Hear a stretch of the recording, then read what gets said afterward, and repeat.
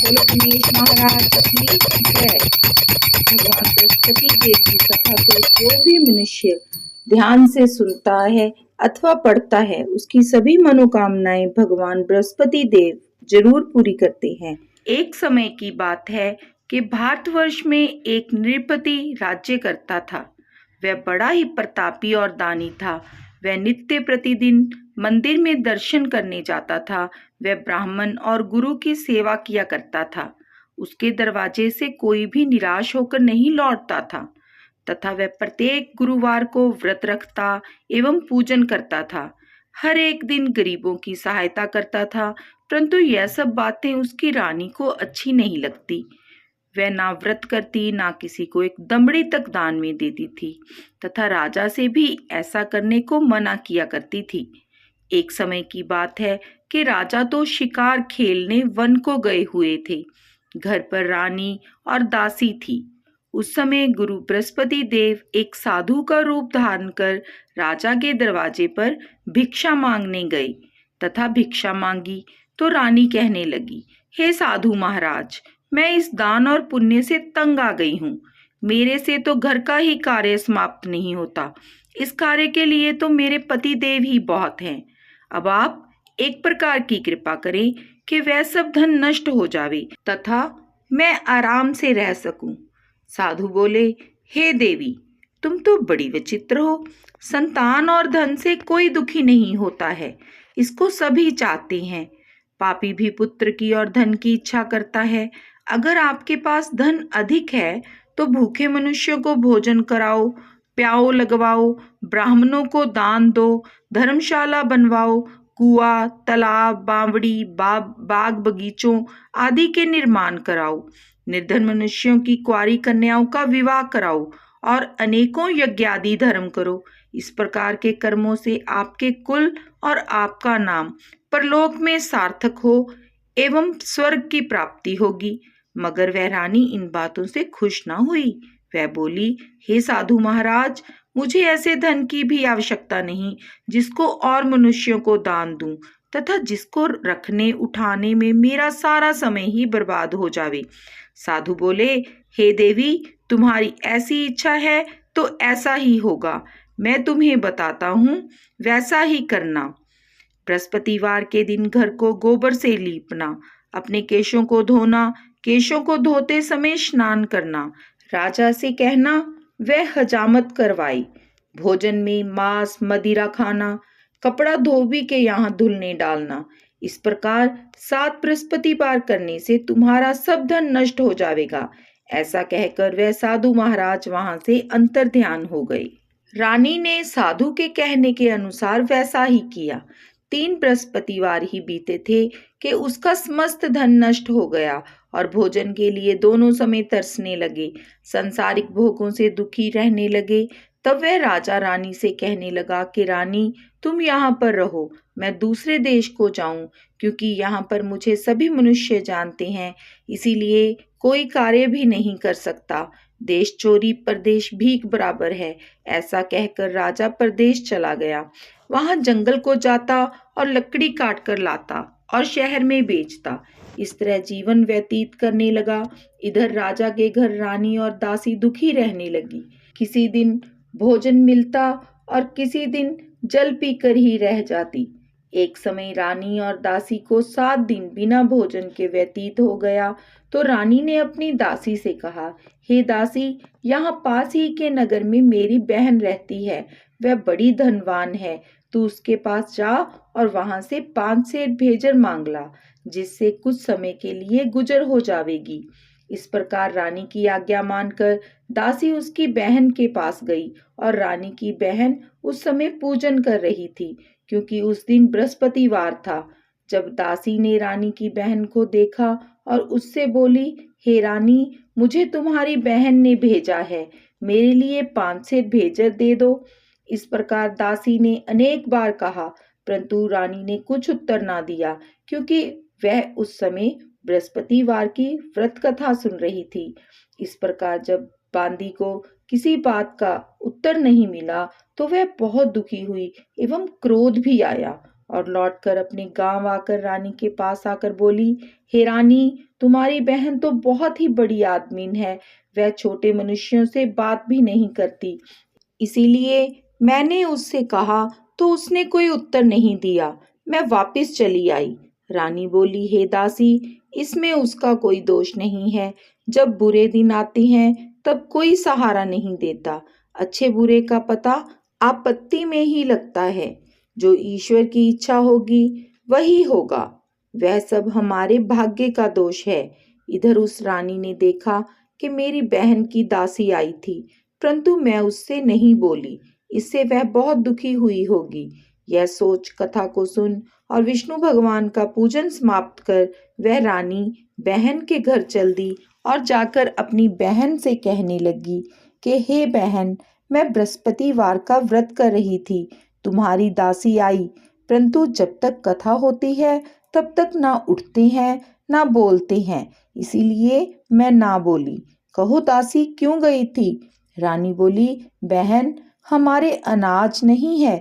वैसे तुमसे कोई बात छिपी नहीं है, इस कारण मैंने दासी को तुम्हारे पास 5 सेर भेजर लेने के लिए भेजा था। रानी बोली, बहन देखो, बृहस्पति भगवान मनोकामना पूर्ण करते हैं। देखो, शायद तुम्हारे घर में अनाज रखा हो। इस प्रकार का वचन जब रानी ने सुना तो घर के अंदर गई और वहां उसे एक घड़ा भेजर का भरा मिल गया। तब तो वह रानी और बांदी को बहुत ही खुशी हुई और दासी कहने लगी, हे रानी, देखो, वैसे हमको जब नहीं मिलता तो हम रोज ही व्रत करते हैं। अगर इनसे व्रत की विधि और कथा पूछ ली जावे तो उसे हम भी किया करें। तब उस रानी ने अपनी बहन से पूछा कि हे बहन, बृहस्पतिवार के व्रत की कथा कैसे है तथा वह व्रत कैसे करना चाहिए? रानी की बहन ने कहा, गुरु के व्रत में चना की दाल, मुनका से विष्णु भगवान का केले की जड़ में पूजन करें तथा दीपक जलावें, पीला भोजन करें तथा कहानी सुने। इस प्रकार करने से गुरु भगवान प्रसन्न होते हैं, अन्न पुत्र धन देते हैं, मनोकामना पूर्ण करते हैं। इस प्रकार रानी और दासी ने निश्चय किया कि बृहस्पति देव भगवान का पूजन जरूर करेंगे। 7 दिन बाद जब बृहस्पतिवार आया तो उन्होंने व्रत रखा। घुड़साल में जाकर चना गुड़ बीन लाई तथा उसकी दाल से केले की जड़ का तथा विष्णु भगवान का पूजन किया। अब पीला भोजन कहाँ से आवे? बेचारी बड़ी दुखी हुई, परंतु उन्होंने व्रत किया था, इस कारण गुरु भगवान प्रसन्न थे। 2 थालों में सुंदर पीला भोजन लेकर आए और दासी को देकर बोले, हे दासी, ये तुम्हारे और रानी के लिए भोजन है, तुम दोनों करना। दासी भोजन पाकर बड़ी प्रसन्न हुई और रानी से बोली, चलो रानी जी, भोजन कर लो। रानी को इस विषय में कुछ भी पता नहीं था, इसीलिए वह दासी से बोली, तू ही भोजन कर, क्योंकि तू हमारी व्यर्थ में हंसी उड़ाती है। दासी बोली, एक महात्मा भोजन दे गया है। रानी कहने लगी, वह भोजन तेरे लिए ही दे गया है, तू ही भोजन कर। दासी ने कहा, वह महात्मा हम दोनों को थालों में भोजन दे गया है, इसीलिए हम और तुम दोनों ही साथ साथ भोजन करेंगी। इस प्रकार रानी और बांदी दोनों ने गुरु भगवान को नमस्कार कर भोजन प्रारंभ किया तथा अब वह प्रत्येक बृहस्पतिवार को गुरु भगवान का व्रत और विष्णु भगवान का पूजन करने लगी। बृहस्पतिवार भगवान की कृपा से फिर रानी और दासी के पास धन हो गया। रानी उस समय आलस्य करने लगी। तब दासी बोली, देखो रानी, तुम पहले इसी प्रकार आलस्य करती थी, तुम्हें धन के रखने में कष्ट होता था, इस प्रकार सब धन नष्ट हो गया। अब गुरु भगवान की कृपा से धन मिला है तो फिर तुम्हें आलस्य होता है। बड़ी मुश्किलों के बाद हमने यह धन पाया है, इसीलिए हमें दान पुण्य करना चाहिए तथा भूखे मनुष्यों को भोजन कराओ, प्याऊ लगवाओ, ब्राह्मणों को दान दो, कुआं, तालाब, बावड़ी आदि का निर्माण कराओ, मंदिर पाठशाला बनवाओ, दान दो, कुंवारी कन्याओं का विवाह करवाओ, धन को शुभ कार्यों में खर्च करो, जिससे तुम्हारे कुल का यश बढ़े तथा स्वर्ग प्राप्त हो और पितृ प्रसन्न होंगे। तब रानी ने इसी प्रकार कर्म करने प्रारंभ किए तो काफी यश फैलने लगा। एक दिन रानी और दासी विचार करने लगी, ना जाने राजा किस प्रकार से होंगे, उनकी कोई खबर नहीं। गुरु भगवान से उन्होंने प्रार्थना की और भगवान ने रात्रि में राजा को स्वप्न में कहा, हे राजा, उठ, तेरी रानी तुझको याद करती है, अपने देश को चलो। राजा प्रातःकाल उठा और विचार करने लगा। स्त्री जाति खाने और पहनने की संगनी होती है, पर भगवान की आज्ञा मानकर वह अपने नगर के लिए चलने को तैयार हुआ। इससे पूर्व जब राजा परदेश चला गया तो परदेश में दुखी रहने लगा। प्रतिदिन जंगल में से लकड़ी बीन कर लाता और उन्हें शहर में बेचकर अपने दुखी जीवन को बड़ी कठिनता से व्यतीत करता था। एक दिन राजा दुखी हो अपनी पुराने बातों को याद करके रोने लगा। तब उस जंगल में से बृहस्पति देव एक साधु का रूप धारण कर आ गए और राजा के पास आकर बोले, हे लक्कड़हारे, तुम इस सुनसान जंगल में किस चिंता में बैठे हो, मुझको बतलाओ। यह सुन राजा के नेत्रों में जल भर आया और साधु को वंदना कर बोला, हे प्रभु, आप सब कुछ जानने वाले हो। इतना कह साधु को अपनी संपूर्ण कहानी बतला दी। महात्मा दयालु होते हैं। उनसे बोले, हे राजा, तुम्हारी स्त्री ने बृहस्पति देव का अपराध किया था, जिस कारण तुम्हारी यह दशा हुई। अब तुम किसी बात की चिंता मत करो, भगवान तुम्हें पहले से अधिक धनवान करेगा। देखो, तुम्हारी स्त्री ने भी गुरुवार का व्रत प्रारंभ कर दिया है और तुम मेरा कहा मानकर बृहस्पतिवार के व्रत करके चने की दाल, गुड़ जल के लोटे में डालकर केले का पूजन करो। फिर कथा कहो और सुनो, भगवान तेरी सब मनोकामनाओं को पूर्ण करेगा। साधु को प्रसन्न देखकर राजा बोले, हे प्रभु, मुझे लकड़ी बेचकर इतना पैसा नहीं मिलता जिससे भोजन करने के उपरांत कुछ बचा सकूं। मैंने रात्रि में अपनी रानी को व्याकुल देखा है। मेरे पास कुछ भी नहीं जिससे उसकी खबर तो मंगा सकूं, और फिर मैं कौन सी कहानी कहूं, यह मुझको कुछ भी मालूम नहीं है। साधु ने कहा, हे राजा, तुम किसी बात की चिंता मत करो। बृहस्पतिवार के दिन तुम रोजाना की तरह लकड़ियां लेकर शहर को जाओ। तुमको रोज से दुगना धन प्राप्त होगा, जिससे तुम भली भांति भोजन कर लोगे तथा बृहस्पति देव की पूजा का सामान भी आ जाएगा। और बृहस्पतिवार की कहानी निम्न प्रकार से है। प्राचीन काल में एक ब्राह्मण था। वह बहुत निर्धन था। उसके कोई भी संतान नहीं थी। उसकी स्त्री बहुत मलिनता के साथ रहती थी। वह स्नान न करती, किसी देवता का पूजन न करती, प्रातःकाल उठते ही सर्वप्रथम भोजन करती, बाद में कोई अन्य कार्य करती थी। इससे ब्राह्मण देवता बड़े दुखी थे। बेचारे बहुत कुछ कहते थे, किंतु उसका कोई परिणाम न निकला। भगवान की कृपा से ब्राह्मण की स्त्री के कन्या रूपी रतन पैदा हुआ और वह कन्या अपने पिता के घर में बड़ी होने लगी। यह बालिका प्रातः स्नान करके विष्णु भगवान का जाप करने लगी, बृहस्पतिवार को व्रत करने लगी, अपने पूजन को समाप्त कर स्कूल जाती तो अपनी मुट्ठी में भी जौ भर कर ले जाती और पाठशाला के मार्ग में डालती जाती। तब ये जौ स्वर्ण के हो जाती। लौटते समय उनको बीन कर घर को ले आती थी। एक दिन वह बालिका सूप में उन सोने के जौओं को फटक कर साफ कर रही थी, तो उसके पिता ने देख लिया और कहा, हे बेटी, सोने के जौओं को फटकने के लिए सोने का ही सूप होना चाहिए। दूसरे दिन गुरुवार था। इस कन्या ने व्रत रखा और बृहस्पति देव से प्रार्थना करके कहा, हे प्रभु, मैंने आपकी पूजा सच्चे मन से की हो तो मेरे लिए सोने का सूप दे दो। बृहस्पति देव ने उसकी प्रार्थना स्वीकार कर ली।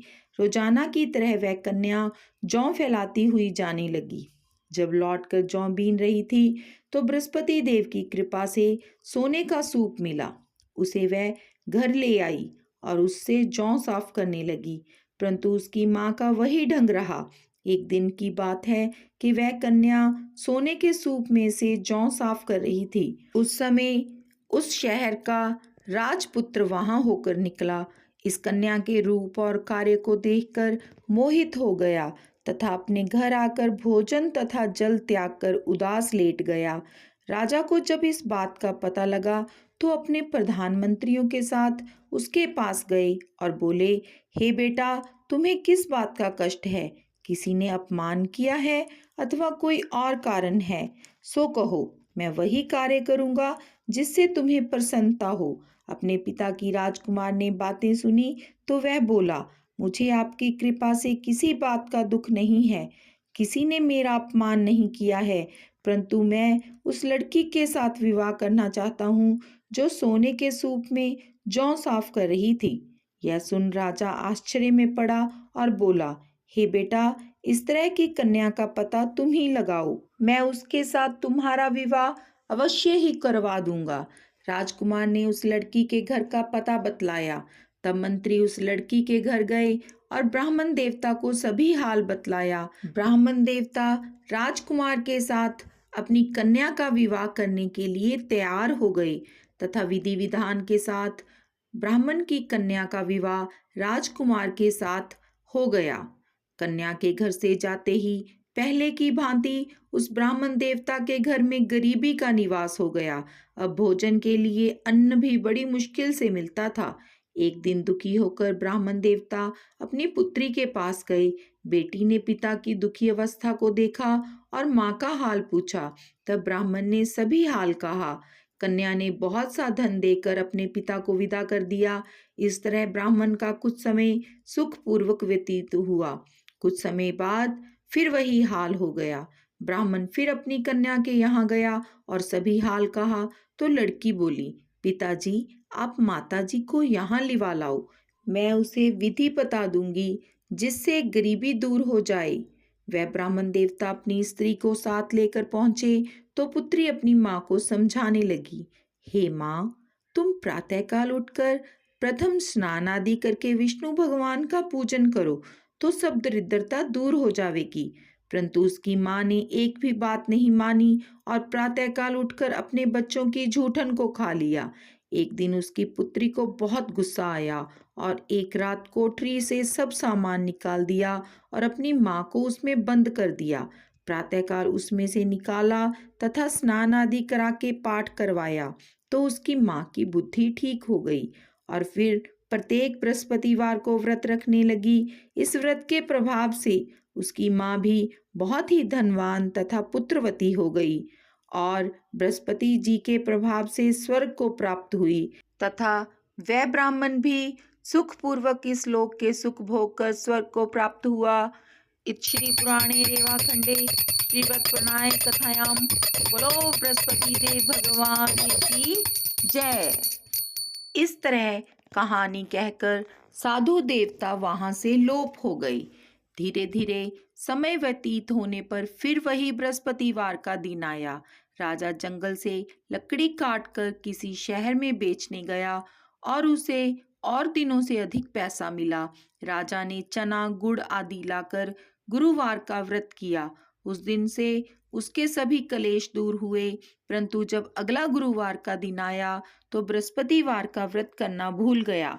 इस कारण बृहस्पति भगवान नाराज हो गए। उस दिन उस नगर के राजा ने विशाल यज्ञ का आयोजन किया तथा शहर में यह घोषणा करा दी कि कोई भी मनुष्य अपने घर भोजन न बनावे, ना ही आग जलावे। समस्त जनता मेरे यहाँ भोजन करने आवे। इस आज्ञा को जो न मानेगा उसको फांसी की सजा दी जाएगी। इस तरह की घोषणा संपूर्ण नगर में करवा दी गई। राजा की आज्ञा अनुसार शहर के सभी लोग भोजन करने गए, लेकिन लकड़हारा कुछ देर से पहुंचा, इसीलिए राजा उसको अपने साथ घर लिवा ले गए और ले जाकर भोजन करा रहे थे तो रानी की दृष्टि खूंटी पर पड़ी जिस पर उसका हार लटका हुआ था। वह वहां पर दिखाई नहीं दिया। रानी ने निश्चय किया कि मेरा हार इस मनुष्य ने चुरा लिया है। उसी समय सैनिक बुलवाकर उनको जेल खाने में डलवा दिया। तब राजा जेल खाने में पड़ गया और बहुत दुखी होकर विचार करने लगा कि ना जाने कौन से पूर्व जन्म के कर्म से मेरे लिए दुख प्राप्त हुआ है, और उसी साधु को याद करने लगा जो कि जंगल में मिला था। उसी समय तत्काल बृहस्पति देव साधु के रूप में प्रकट हुए और उसकी दशा को देखकर कहने लगे, अरे मूर्ख, तूने बृहस्पति देवता की कथा नहीं करी, इसी कारण तुझे दुख प्राप्त हुआ है। अब चिंता मत कर। बृहस्पतिवार के दिन जेल खाने के दरवाजे पर 4 पैसे पड़े मिलेंगे, उनसे तू बृहस्पतिवार की पूजा करना, तेरे सभी कष्ट दूर हो जाएंगे। बृहस्पतिवार के दिन उसे 4 पैसे मिले। राजा ने कथा कही। उसी रात्रि को बृहस्पति देव ने उस सागर के राजा को स्वप्न में कहा, हे राजा, तुमने जिस आदमी को जेल खाने में बंद कर दिया है वह निर्दोष है, वह राजा है, उसे छोड़ देना। रानी का हार उसी खूंटी पर लटका हुआ है। अगर तू ऐसा नहीं करेगा तो मैं तेरे राज्य को नष्ट कर दूंगा। इस तरह के रात्रि स्वप्न को देख राजा प्रातःकाल उठा और खूंटी पर हार देखकर लकड़हारे को बुलाकर क्षमा मांगी तथा उस राजा को योग्य सुंदर वस्त्र आभूषण देकर विदा किया तथा गुरुदेव की आज्ञा अनुसार राजा अपने राज्य को चल दिया। राजा जब नगर के निकट पहुंचा तो उसे बड़ा ही आश्चर्य हुआ। नगर में पहले से अधिक बाग, तालाब और कुएं तथा बहुत से धर्मशाला, मंदिर आदि बन गई हैं। राजा ने पूछा कि यह किसका बाग और धर्मशाला है? तब नगर के लोग कहने लगे, यह सब रानी और दासी के हैं। तो राजा को आश्चर्य हुआ और गुस्सा भी आया। जब रानी ने यह खबर सुनी कि राजा आ रहे हैं तो उसने दासी से कहा, हे दासी, देख, राजा हमको कितनी बुरी हालत में छोड़ गए थे। वे हमारी ऐसी हालत देखकर लौट ना जाएं, इसीलिए तू दरवाजे पर खड़ी हो जा। आज्ञा अनुसार दासी दरवाजे पर खड़ी हो गई और राजा आए तो उन्हें अपने साथ लिवा लाई। तब राजा ने क्रोध करके अपनी तलवार निकाली और पूछने लगे, यह बताओ कि यह धन तुम्हें कैसे प्राप्त हुआ है? तब उन्होंने कहा, हमें धन बृहस्पति देव के इस व्रत के प्रभाव से प्राप्त हुआ है। राजा ने निश्चय किया कि 7 दिन बाद तो सभी बृहस्पति देव का पूजन करते हैं, परंतु मैं रोजाना दिन में 3 बार कहानी कहा करूंगा तथा रोज व्रत किया करूंगा। अब हर समय राजा के दुपट्टे में चने की दाल बंधी रहती तथा दिन में 3 बार कहानी कहता। एक दिन राजा ने विचार किया कि चलो अपनी बहन के यहाँ हो आवें। इस तरह निश्चय कर राजा घोड़े पर सवार हो अपनी बहन के यहाँ चलने लगा। मार्ग में उसने देखा कि कुछ लोग एक मुर्दे को लिए जा रहे हैं। उन्हें रोककर राजा कहने लगा, अरे भाई, मेरी बृहस्पति देव की कहानी सुन लो।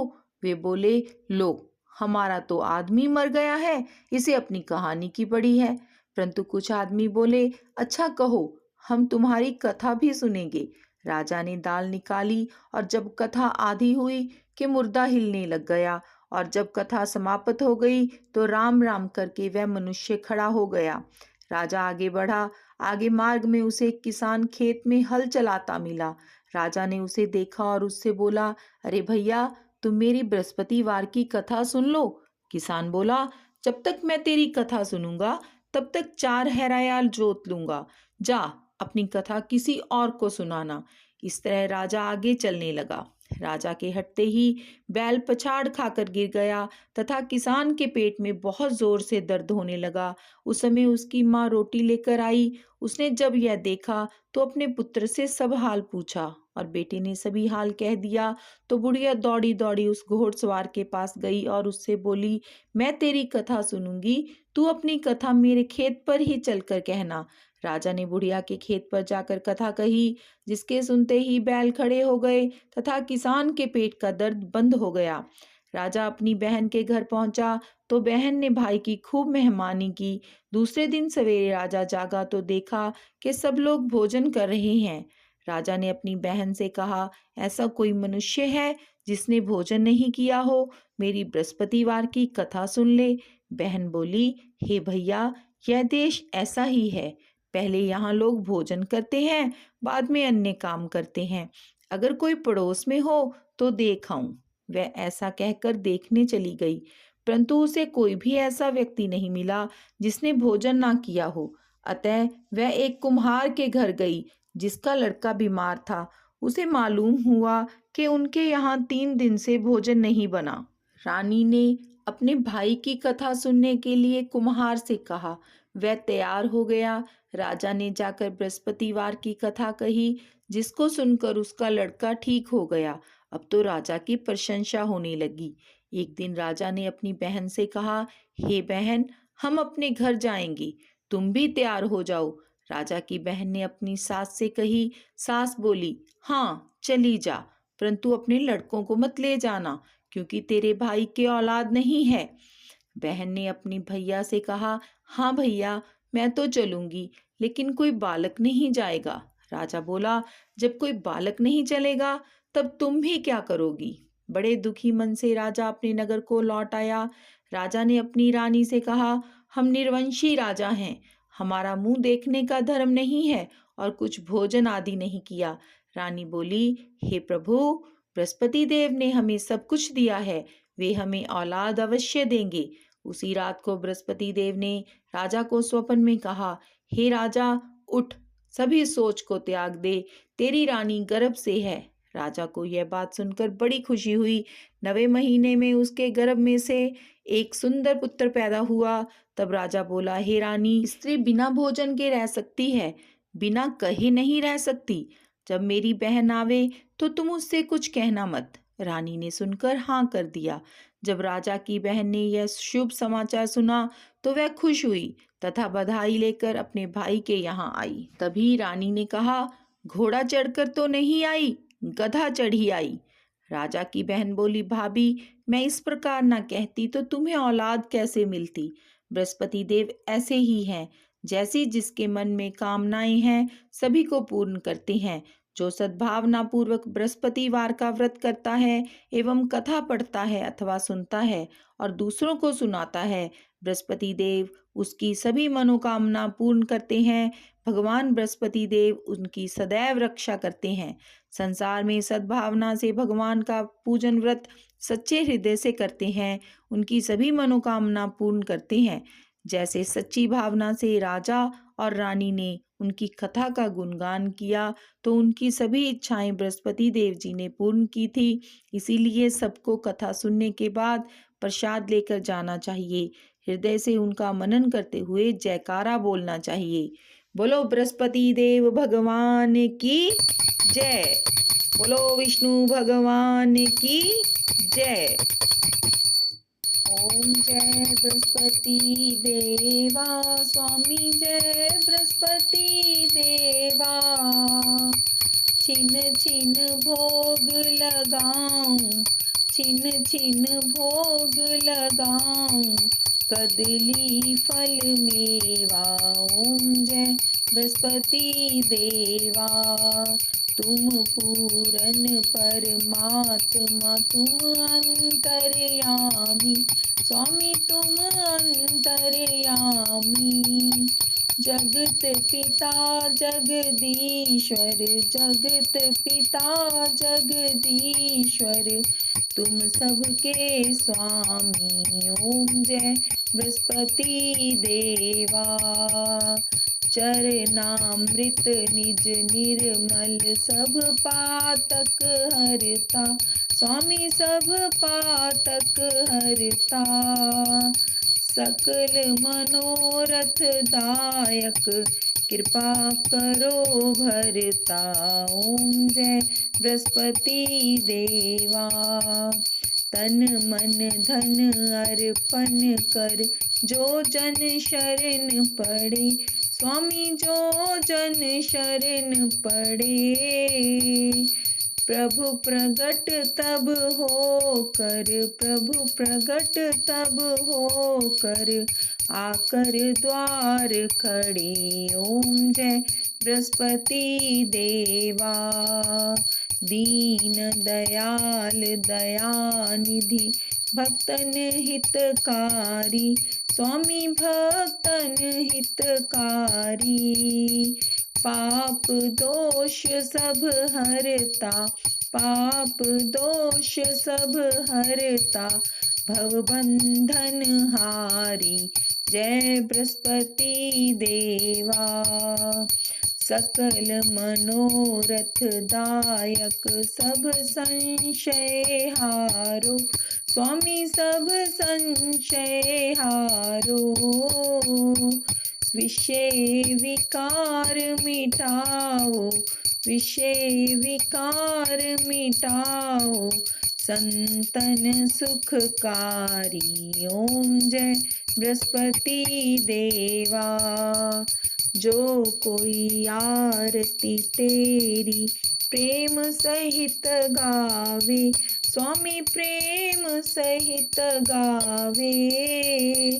जेठानंद आनंद कर, जेठानंद आनंद कर, सो निश्चय पावे। ओम जय बृहस्पति देवा। सब बोलो विष्णु भगवान की जय। बोलो बृहस्पति देव भगवान की जय। भगवान बृहस्पति देव की कृपा से आप सभी के काम पूर्ण हों तथा भगवान आपको सुख समृद्धि दे। आप इस चैनल पर अगर नए हैं तो चैनल को सब्सक्राइब करें और वीडियो को लाइक करें। कमेंट में जय बृहस्पति देव, जय विष्णु भगवान लिखना ना भूलें। भगवान आपकी मनोकामनाएं पूर्ण करें।